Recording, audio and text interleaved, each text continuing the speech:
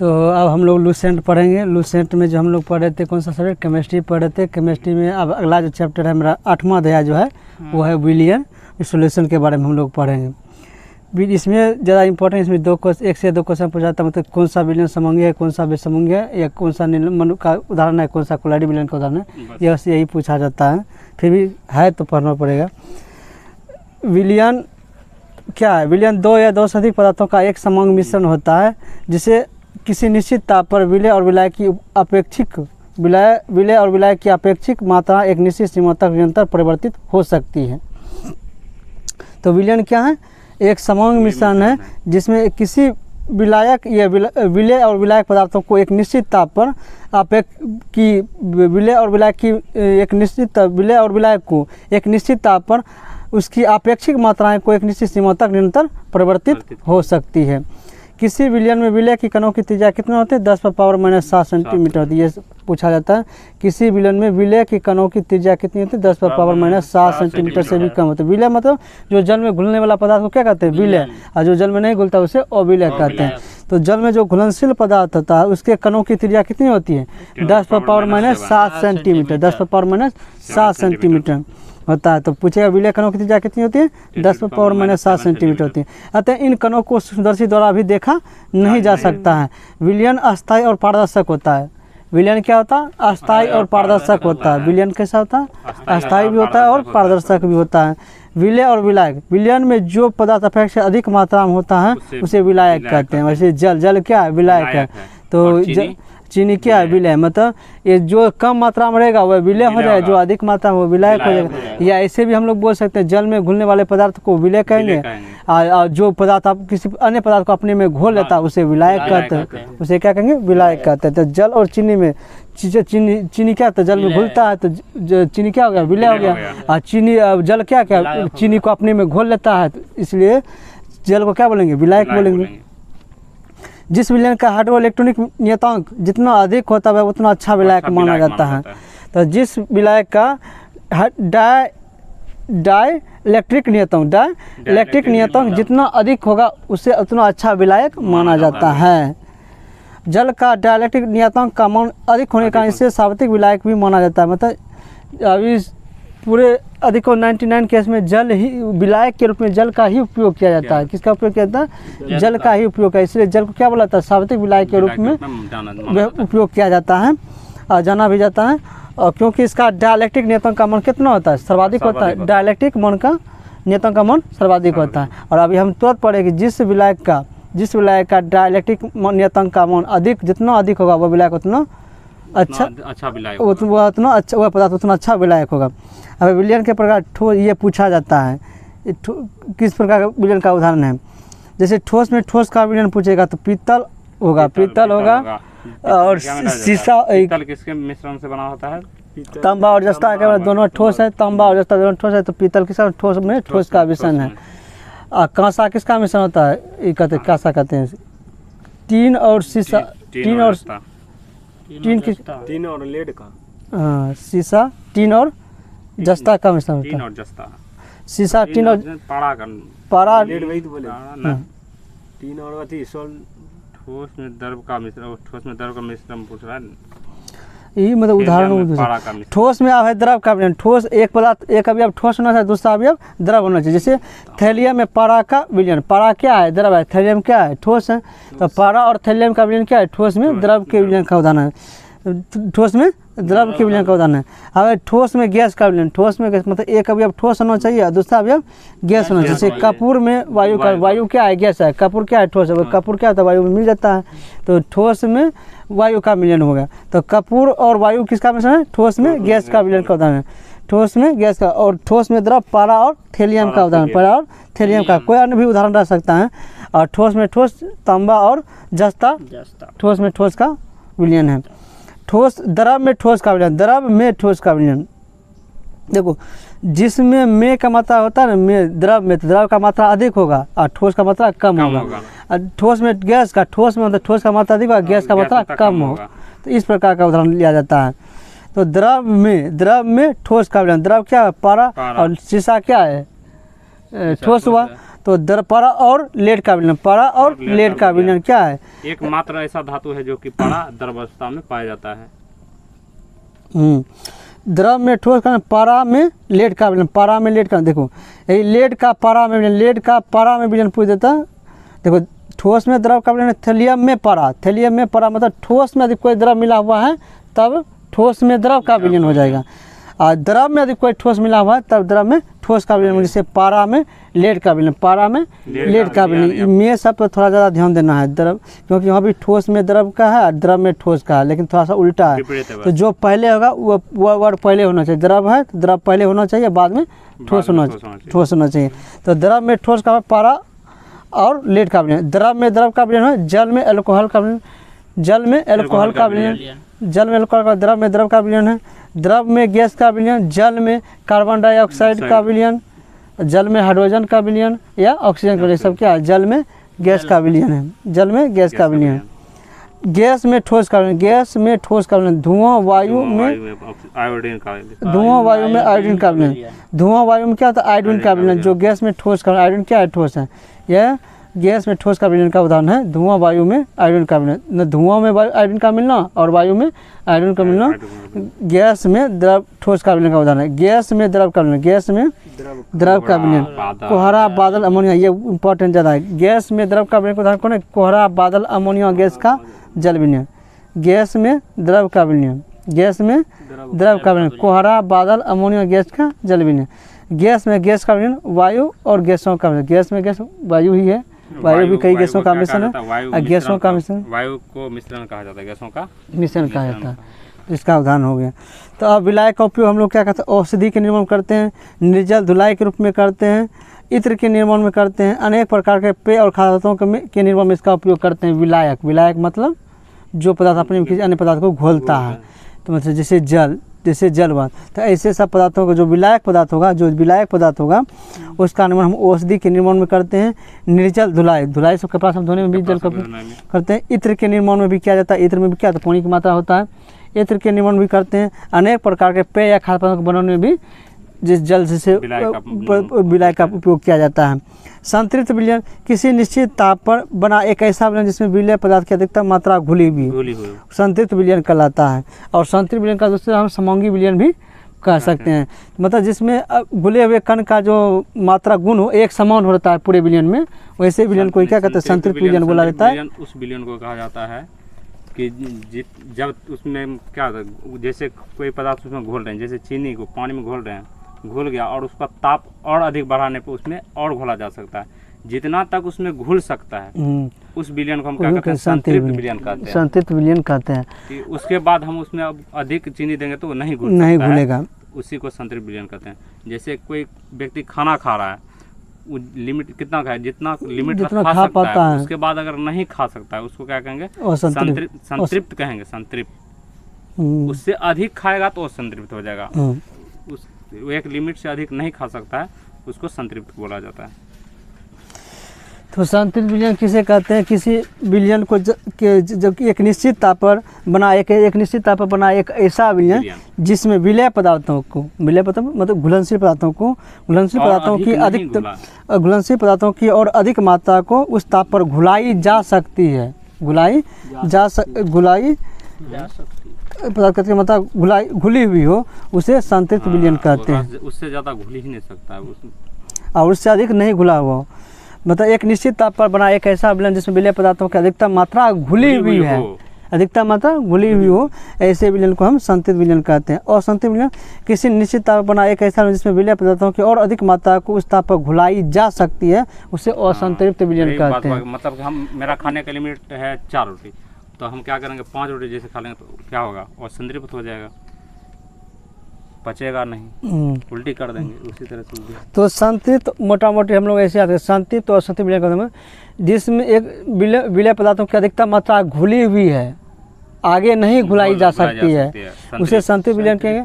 और संतृप्त विलयन जिसमें विलय पदार्थों की अधिकतम मात्रा और अधिक घुलाई जा सकती है, और अधिक घुलाई जा सकती है, उसे असंतृप्त विलयन कहते हैं, असंतृप्त विलयन कहते हैं। अब अति संतृप्त विलयन, तो ये ऐसा संतृप्त विलयन जिसमें विलय की मात्रा उस विलयन को संतृप्त करने के लिए आवश्यक विलय की मात्रा से अधिक घुली हुई हो, वो उसे असंतृप्त अति संतृप्त विलयन कहते हैं। उसे क्या कहते हैं? अति संतृप्त। अति संतृप्त में पहले क्या होता है? संतृप्त विलयन ही होता है। ये दोनों से भी अधिक हो जाता है।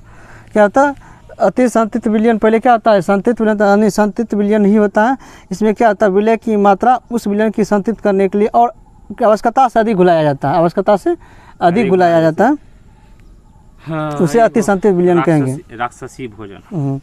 विलेयता किसी निश्चित ताप और दाब पर 100 ग्राम विलायक में घुलने वाली विलय की अधिकतम मात्रा को क्या कहते हैं?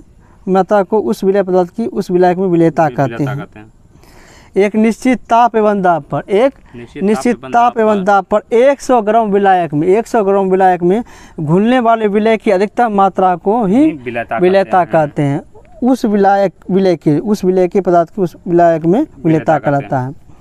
तो एक निश्चित ताप एवं दाब पर 100 ग्राम विलायक में जो विलय पदार्थ की अधिकतम मात्रा जो घुली हुई रहती है वही उस विलायक के लिए क्या कहलाता है? विलय की विलेयता कहलाता है। विलायक के लिए उस विलय पदार्थ की विलेयता कहलाती है। इसका फॉर्मूला होता है विलेयता बराबर होता है विलय की मात्रा बटे विलायक की मात्रा।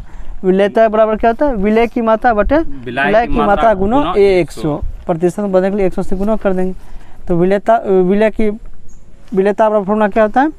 विलय की मात्रा बटे विलायक की मात्रा गुणा 100। विलय कम रहता है, विलायक ज़्यादा रहता है। जो छोटा रहता है वो ऊपर रहता है, जो बड़ा रहता है वो नीचे रहता है। प्रतिशत में बदलना है तो 100 से गुणा कर देंगे। किसी पदार्थ की विलायक में विलेयता और विलायक तथा विलय की प्रकृति ताप एवं दाब पर निर्भर करता है। तो किसी पदार्थ की विलायक में जो विलेयता होता है वह क्या कहता है? विलायक और विलय की प्रकृति ताप एवं दाब पर निर्भर करता है। पूछेगा विलायक और विलय की प्रकृति ताप एवं दाब पर निर्भर करता है।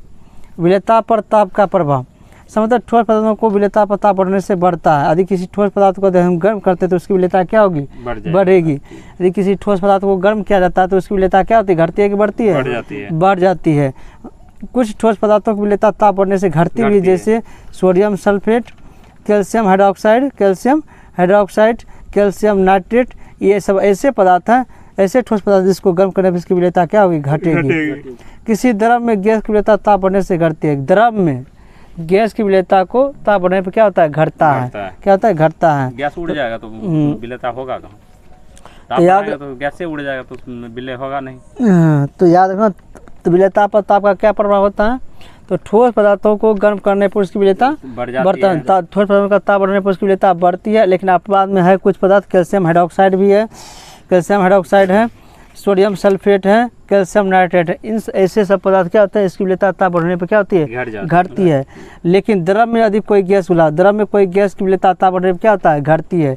द्रव में यदि कोई गैस घुला हुआ फिर उसको यदि हम गर्म करेंगे तो उसकी विलेयता क्या हो जाएगी? घट जाएगी। क्या हो जाएगा? घट जाएगी।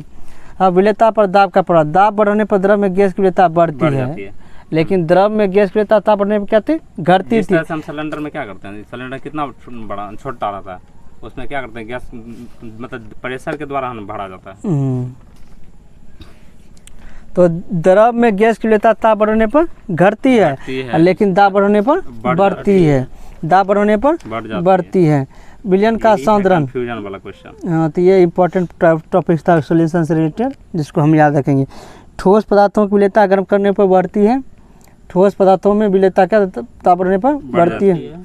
ठोस पदार्थों की विलेयता ताप बढ़ने पर बढ़ती है। लेकिन अपवाद में याद रखना है सोडियम सल्फेट, कैल्शियम हाइड्रोक्साइड और कैल्शियम नाइट्रेट, इन सभी का विलेयता घट जाती है। ये भी लेकिन ठोस पदार्थ। लेकिन द्रव में गैस की विलेयता क्या होता है? ताप बढ़ने पर घटती है, लेकिन दाब बढ़ने पर बढ़ती है। विलयन का सांद्रण किसी विलायक की इकाई मात्रा में उपस्थित विलय की मात्रा को विलयन का सांद्रण कहते हैं। किसी विलायक या विलयन की इकाई मात्रा में उपस्थित विलय की मात्रा को विलयन का सांद्रण कहते हैं। मतलब किसी विलयन में उपस्थित किसी विलायक की इकाई मात्रा में या किसी विलयन की इकाई मात्रा में उपस्थित किसी विलयन की इकाई मात्रा में उपस्थित विलय की मात्रा को ही सांद्रण कहते हैं। क्या कहते हैं? सांद्रण कहते हैं।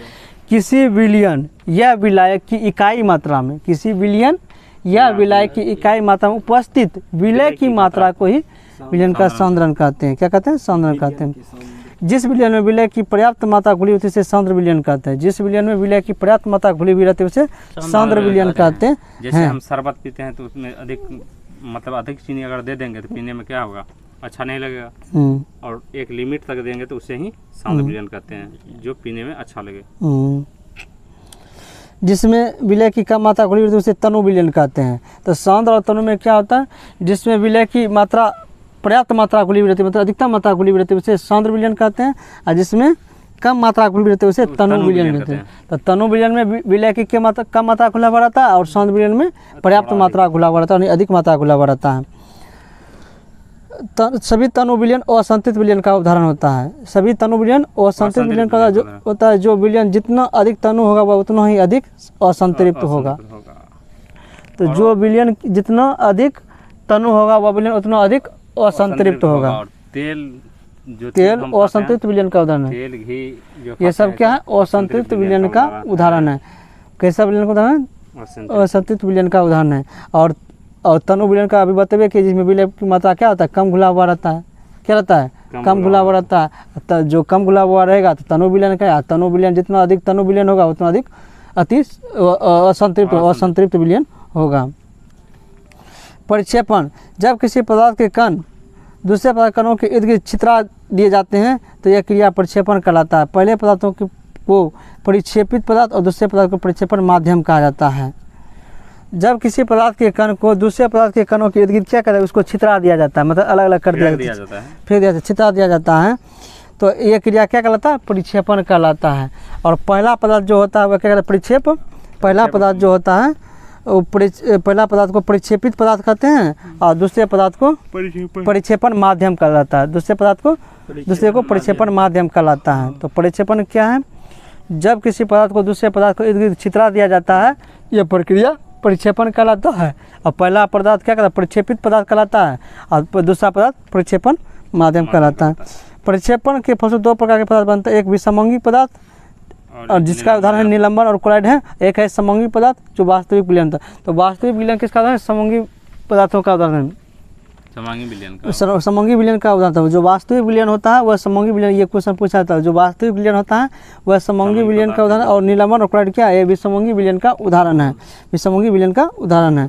निलंबन, इसमें प्रक्षेपित कणों का आकार 10⁻³ सेंटीमीटर से 10⁻⁴ सेंटीमीटर या इससे अधिक हो सकता है, याद रखना है, ये पूछा जाता है कण का आकार। तो निलंबन में प्रक्षेपित कणों का आकार, वैसे अभी हम पढ़े थे कि विलय पदार्थों का आकार, विलय पदार्थों का आकार कितना 10⁻⁷ सेंटीमीटर से भी कम होता है। किसी विलयन में विलय कणों की त्रिज्या कितनी होता है, इसको देखने के लिए सूक्ष्मदर्शी की आवश्यकता होती है। उससे भी नहीं देख सकते, इतना छोटा है कि उससे भी हम नहीं देख सकते हैं। तो किसी विलयन में विलय कणों की त्रिज्या कितनी होती है, 10⁻⁷ सेंटीमीटर, 7 सेंटीमीटर। और निलंबन में जो कण प्रक्षेपित होता है, तो इसमें निलंबन में प्रक्षेपित कणों का आकार होता है 10⁻³ सेंटीमीटर से लेकर 10⁻⁴ सेंटीमीटर होता है। 10⁻³ इन्हें आँखों से देखा जा सकता है, इन्हें आँखों से देखा जा सकता है। तो पूछेगा निलंबन के कणों को आँखों से देखा जा सकता है, और जबकि विलय के कणों को नहीं देखा जा सकता। यहाँ तक सूक्ष्मदर्शी से जब नहीं देख पाते हैं तो खुली आँखों से कहाँ से देख पाएंगे।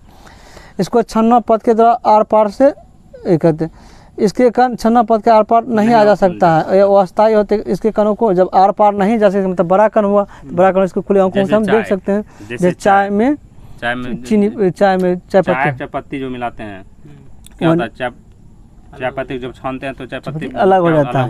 तो निलंबन का ही कणों का उदाहरण हुआ। तो उसका आकार कितना होता है, 10⁻³ सेंटीमीटर से 10⁻⁴ सेंटीमीटर, 10⁻⁴। ऐसे हम खुली आँखों से देखना, इसके कण को छान कर अलग कर सकते हैं। और निलंबन के कण क्या होते हैं, अवस्था है, तो इनके कणों को प्रक्षेपण और माध्यम से अलग हो जाने की प्रवृत्ति पाई जाती है। उदाहरण के लिए नदी का गंदा पानी, वायु में धुआं, वायु में धुआं निलंबन का उदाहरण है, ये इंपॉर्टेंट है। नदी का गंदा पानी, ये तो ऊपर पता चलिए जाए कि ये निलंबन का उदाहरण, क्योंकि इसका जब अस्थिर छोड़ देते हैं इसका कण क्या होता है, नीचे बढ़ जाते हैं, तो निलंबन का ये उदाहरण है। लेकिन वायु में धुआं का उदाहरण भी निलंबन का ही उदाहरण है। वायु में धुआं का उदाहरण कभी उदाहरण है, कभी क्वेश्चन ऐसे पूछा नहीं कौन सा निलंबन का उदाहरण है या नहीं है, ऐसे का क्वेश्चन आता है।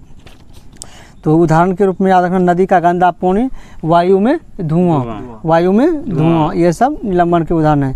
क्लोराइड, इसके प्रक्षेपित कणों का आकार 10⁻⁵ सेंटीमीटर से 10⁻⁶ सेंटीमीटर के बीच होता है। इसके कणों को हम नग्न आँखों से नहीं देख सकते, इसको देखने की सूक्ष्मदर्शी की आवश्यकता होती है। तो एक बार फिर से रिवीजन हम करते हैं। परमाणु में विलियन में विलय कणों का आकार 10⁻⁷ सेंटीमीटर जो बहुत छोटा है, इतना छोटा कि इसे हम सूक्ष्मदर्शी की सहायता से भी नहीं देख सकते हैं। लेकिन निलंबन के कणों का आकार 10⁻³ से 10⁻⁷ सेंटीमीटर के बीच होता है। और ये क्या होता है, इसके कणों का आकार बड़ा होता है, इसे हम छन्ना पथ के द्वारा अलग कर सकते हैं, इसलिए हम इसे खुली आंखों से भी देख सकते हैं। जबकि कोलॉइड कणों का आकार कितना होता है, 10⁻⁵ सेंटीमीटर से 10⁻⁷ सेंटीमीटर के बीच। तो कोलॉइड में जो प्रक्षेपित कण होता है उसका आकार 10⁻⁵ से 10⁻⁷ सेंटीमीटर के बीच होता है। इसे हम नग्न आंखों से नहीं देख, लेकिन सूक्ष्मदर्शी की सहायता से देख सकते हैं। तो कोलॉइड के कणों को हम खुली आंखों से नहीं देख सकते, लेकिन सूक्ष्मदर्शी की सहायता से देख सकते हैं।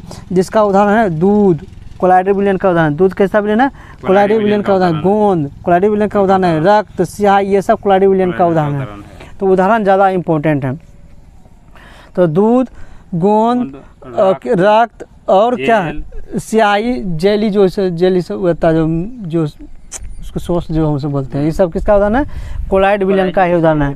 जबकि वायु में धुआं निलंबन का उदाहरण है। वायु नदी का गंदा पानी, ये सब निलंबन का उदाहरण है। दूध का रंग सफ़ेद दूध में मौजूद मुख्य प्रोटीन में से एक कैसीन। तो दूध का रंग सफ़ेद किसके कारण होता है, कैसीन के कारण। और पीला कैरोटीन के कारण, पीला कैरोटीन के कारण था। दूध का रंग पीला कैरोटीन के कारण होता है और दूध का रंग सफ़ेद कैसीन के कारण होता है। कैसीन दूध में मौजूद कैल्शियम और फास्फेट के साथ मिलकर छोटे छोटे कण बनाते हैं, जिसे मिसेल कहा जाता है। इसे क्या कहता है, मिसेल कहा जाता है। तो मिसेल क्या है कि जो कैल्शियम और फास्फेट जो क्या होता है, कैसीन दूध में कैल्शियम और फास्फेट के साथ मिलकर छोटे छोटे कण बनाते हैं। कैसीन जो क्या करता है, दूध में जो रहता है, दूध में कौन सा खनिज तत्व पाया, कैल्शियम और फास्फेट पाया जाता है। ये क्या करता है कि कैसीन के साथ मिलकर छोटे छोटे कण बनाते हैं, जिसे मिसेल कहा जाता है। अब इस मिसेल पर प्रकाश जब पड़ता है तो वह परिवर्तित होकर बिखर जाता है, जिसके कारण दूध क्या होता है, सफ़ेद दिखाई देने लगता है। किसी कारण दूध क्या होता है, सफ़ेद दिखाई। दूध का सफ़ेद रंग का कारण कौन सा प्रोटीन, कैसीन प्रोटीन। किसके का क्यों होता है, क्योंकि दूध में जो कैल्शियम और पोटेशियम नमक जो खनिज पाया जाता है, कैल्शियम नमक प्रोटीन से अभिक्रिया करके छोटे छोटे कण बनाता है, जिसे हम लोग मिसेल कहते हैं। जब सूर्य का प्रकाश उस मिसेल पर पड़ता है तो क्या होता है, छितर जाता है, और जिसके कारण हमें वो सफ़ेद दिखाई देने लगता है। अब कोलॉइड के विभिन्न प्रकार, जैसे सोल भी कोलॉइड के ही उदाहरण है। अब ये पर दूध, गोंद, रक्त, स्याही भी कोलॉइड के ही विलयन का ही उदाहरण है। और ये दोनों कैसा विलयन है, विषमंगी विलयन। दोनों कैसा विलयन है, विषमंगी विलयन है। सोल वैसा कोलॉइड विलयन जिसमें ठोस कण द्रव में प्रक्षेपित होते हैं, उसे सोल का, जिसमें ठोस कण में द्रव प्रक्षेपित हो जाता है। जैसे रबर के दस्तों का निर्माण विद्युत लेपन द्वारा रबर सोल से किया जाता है। रबर के दस्तों का निर्माण विद्युत लेपन द्वारा रबर सोल से किया जाता है। मतलब वैसा कोलॉइड जिसमें ठोस कण द्रव में प्रक्षेपित, ठोस का कण किस में प्रक्षेपित होगा, द्रव में प्रक्षेपित होगा, उससे सोल कहेंगे। क्या कहेंगे, सोल कहेंगे। जेल वैसा कोलॉइड जिसमें ठोस कण द्रव जिसमें ठोस कण द्रव में समान रूप से प्रक्षेपित तो होते हैं, पर उनमें प्रभावता नहीं होती, मतलब प्रभावित नहीं, तो फ्लो के गुण नहीं होता है, कराते। जैसे जेली, जिलेटिन, ये सब क्या है, जेल का उदाहरण है। एरोसोल किसी गैस में द्रव या ठोस कणों का प्रक्षेपण एरोसोल कहलाता है। किसी गैस में ठोस या द्रव के कणों का प्रक्षेपण क्या कहलाता है, एरोसोल कहलाता है। गैस में, किसमें, गैस में ठोस या द्रव के कणों का प्रक्षेपण एरोसोल कहलाता है। जब प्रक्षेपित कण ठोस होता है तो उसे एरोसोल को धुआं कहता है। तभी बोले ना कि गैस में ठोस का विलयन क्या है, धुआं का उदाहरण। गैस में अभी तुरंत पर गैस में ठोस का विलयन क्या, किसका उदाहरण है, एरोसोल का उदाहरण था ये ना। तो गैस में ठोस का विलयन जो है, इसका उदाहरण है धुआं और गैस वायु होता है। ऐसे एरोसोल का धुआं कहलाता है। जबकि प्रक्षेपित पदार्थ अधिक द्रव होता है, इसे एरोसोल कोहरा कहते हैं। गैस में द्रव का विलयन किसका उदाहरण था, कोहरा का ही विलयन था। गैस में द्रव का विलयन किसका उदाहरण है, कोहरा का उदाहरण है। द्रव में गैस का विलयन क्या कहता है, कोहरा। ऐसे एरोसोल को कोहरा कहते हैं। क्या कहते हैं, कोहरा कहते हैं। यदि गैस में ठोस रहेगा तो ऐसे एरोसोल को धुआं कहेंगे। गैस में ठोस रहेगा तो ऐसे एरोसोल को धुआं कहेंगे। यदि गैस में द्रव रहेगा तो ऐसे एरोसोल को कोहरा कहेंगे। क्या करेंगे, कोहरा कहेंगे। तो हम ऐसे भी इसको याद रखेंगे। धुआं जो है, गैस में ठोस का विलयन उदाहरण किसका, धुआं, इसका उदाहरण हो जाएगा। गैस में द्रव का विलयन हो जाएगा कोहरा। जब प्रक्षेपित का माध्यम जूल, अल्कोहल और बेंजीन होता है, जब प्रक्षेपण का माध्यम जल, अल्कोहल और बेंजीन होता है तो कोलाइड के क्रमशः को हाइड्रोसोल, जल रहेगा तो हाइड्रोसोल, अल्कोहल रहेगा तो अल्कोहल और बेंजीन है तो बेंजोसोल कहलाता है। अब पायस क्या है? जब किसी कोलाइड में एक द्रव के सारे कण दूसरे द्रव के सारे कणों को प्रक्षेपित हो जाते हैं लेकिन घुलते नहीं है तो ऐसे को कोलाइड को पायस कहते हैं। और पायस बनने की प्रक्रिया पायसीकरण कहता है। दूध एक अच्छा प्राकृतिक पायस का उदाहरण है। ये इंपॉर्टेंट बात है कि याद रखना है। दूध एक सबसे अच्छा प्राकृतिक पायस कौन सा है? दूध है। तो इसमें क्या होता है, ये मतलब इस जब किसी कोलाइड में एक द्रव के सारे कण दूसरे द्रव के सारे कणों में प्रक्षेपित होता है, मतलब एक द्रव का कण दूसरे द्रव के कणों में क्या हो जाएगा? प्रक्षेपित हो जाएगा। तो ऐसे कणों को क्या कहेंगे? पायस कहेंगे पायस। और ऐसी घटना को पायसीकरण कहते हैं। और दूध सबसे अच्छा प्राकृतिक पायस का उदाहरण है। तो पूछा इनमें कौन सा पायस का उदाहरण? दूध। जबकि पेंट एक कृत्रिम पायस है। पेंट क्या है? एक कृत्रिम पायस है। पेंट क्या है? एक कृत्रिम पायस है। पायस है। कॉरीलेवर तेल जिसमें जल के कण तेल में प्रक्षेपित होते हैं, इसे पायस का उदाहरण। तो याद रखो दूध तेल होता है। हाँ, तो पायस का उदाहरण कौन है? दूध हुआ, कृत्रिम तेल, कृत्रिम पेंट हुआ, कृत्रिम पेंट हुआ, और मछली का जो है कॉड लिवर तेल, ये भी पायस का उदाहरण है। लेकिन दूध एक अच्छा प्राकृतिक पायस है, जबकि पेंट एक कृत्रिम पायस है। पेंट एक कृत्रिम पायस है। कॉड लिवर तेल एक कृत्रिम पायस ही है, इसको बनाया जाता है। मतलब सबसे बड़े पैमाने पर पायसीकरण के रूप में साबुन और डिटर्जेंट का उपयोग किया जाता है। ये भी इम्पोर्टेंट टॉपिक है। सबसे बड़े पैमाने पर पायसी कारक के रूप में किसका उपयोग किया जाता है? साबुन और डिटर्जेंट का उपयोग किया जाता है। किसका किया जाता है? साबुन और डिटर्जेंट का उपयोग किया जाता है। इनकी पायसीकरण की प्रकृति कपड़ों को धोने में सहायता करती है। पायसी कारकों का प्रयोग अयस्कों के संदर्भ में भी किया जाता है। इसका उपयोग अयस्कों के संदर्भ मतलब अयस्कों को अलग करने में भी किया जाता है। तो पायसीकरण क्या होता है? जब एक द्रव के कण दूसरे द्रव के कणों में क्या होता है? प्रक्षेपित हो जाते थे, उसे पायस कहते हैं। ऐसी घटना को पायसीकरण कहते हैं। दूध सबसे अच्छा प्राकृतिक पायस का उदाहरण है। और पेंट एक कृत्रिम पायस का उदाहरण है। और कॉडी लिवर तेल जो किससे प्राप्त होता है? मछलियों से प्राप्त होता है। ये भी एक पायसीकरण का उदाहरण, पायस का उदाहरण है। किसका उदाहरण है? पायस का उदाहरण है। और सबसे अधिक बड़े पैमाने पर पायसीकरण के रूप में साबुन और डिटर्जेंट का उपयोग किया जाता है। सबसे अधिक बड़े पैमाने पर पायसीकरण के रूप में किसका उपयोग किया जाता है? साबुन और डिटर्जेंट का उपयोग किया जाता है। और पायसी कारकों का प्रयोग हम अयस्कों के संदर्भ के रूप में करते हैं। तो आज हम लोग यही समाप्त करते हैं। इसका नेक्स्ट